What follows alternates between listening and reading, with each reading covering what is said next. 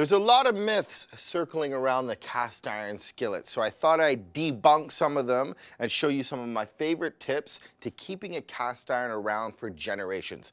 When you get a cast iron pan from the factory, they usually come pre-seasoned, so it's been heated up and oiled. And how do you know if your cast iron needs to be re-seasoned? It'll look really dry, and sometimes it'll have some impurities on the bottom, and that's a good time to re-season it. And it's very simple.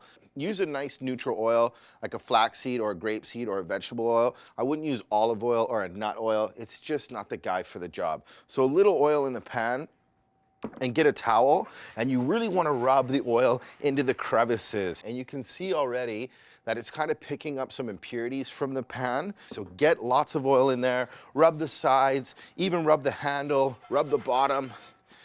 So that's perfect. And you want to bake it. What's going to happen when you bake it is the metal is going to expand, and then it's going to soak up all of that oil, and it gets nice and seasoned.